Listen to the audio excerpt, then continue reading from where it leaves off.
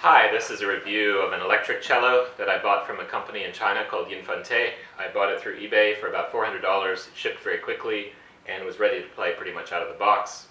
However, it has a couple of design issues that I wanted to point to and tell you a couple of things that I plan to do to improve it. The first issue that you'll notice if you get this cello is probably that the strings are spaced in an awkward way. Because I think what they did was basically take a 4-string bridge design and slap 5 strings on it, and so the spacings are wrong. The strings are too close together, and also I noticed that the string spacings were not even uniform. So the very first thing I had to do was take the strings off, loosen them, take the bridge, and then cut a couple of new grooves so that I could get them evenly spaced. But even so, further up the neck, that means that the strings are pretty close together, and it's just not a lot of fun to play. It's more akin to guitar spacings, which is really not very useful. The other thing is that if you look at it this way, you might be able to see it's actually quite difficult to play an individual string with the bow, which opens an interesting possibility. You might want to play 3 strings at once with the bow, but if you're trying to play like an acoustic cello, that's not something you typically want to do. So the first thing I did was try to press the strings further apart.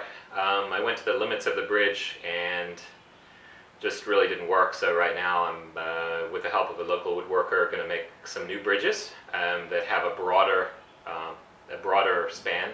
I'd like for the top 4 strings to have the exact same spacing as an acoustic cello, and then the 5th string, the F, the low F, will just be further off to the side to use as I see fit.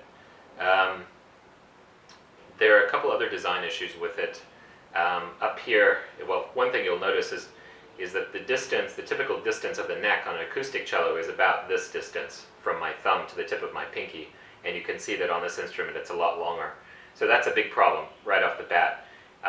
If you want to play 4th position, then it's not in the right place.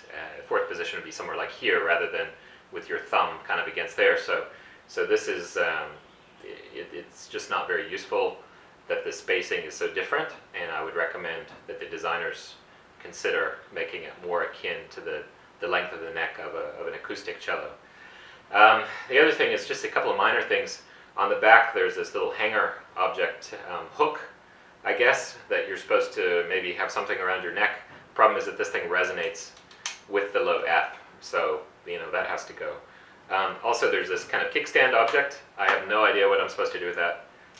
You're supposed to put it against your knee or your table or something like that. It's completely useless, and again it resonates with some of the low notes, and so it has quite a lot of weight, so not terribly useful.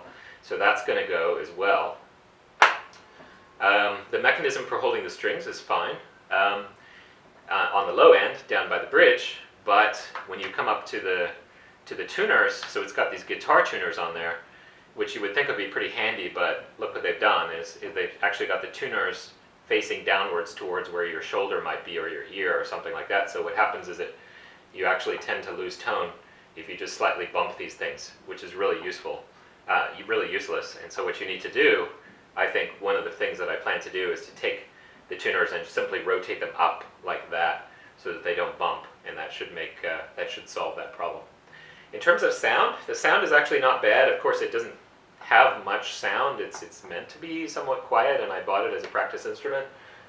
You can bow it, and you will get some sound out of it, but what you really want to do is get yourself a pair of amplifying headphones. So these are from Vox bass headphones, and you just plug it in there, and off you go.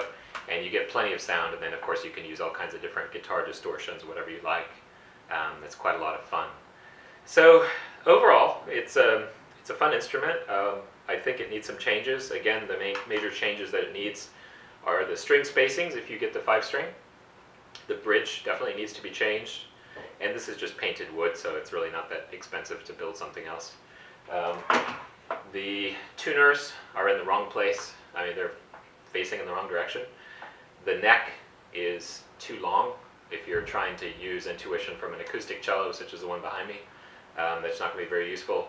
The strings are too close together. And actually, when I got the instrument, the grooves were not sufficiently defined up here around the nut, and so the strings were too high, and you had to really, really press hard to get full contact with the strings down to the fingerboard, so that's annoying as well.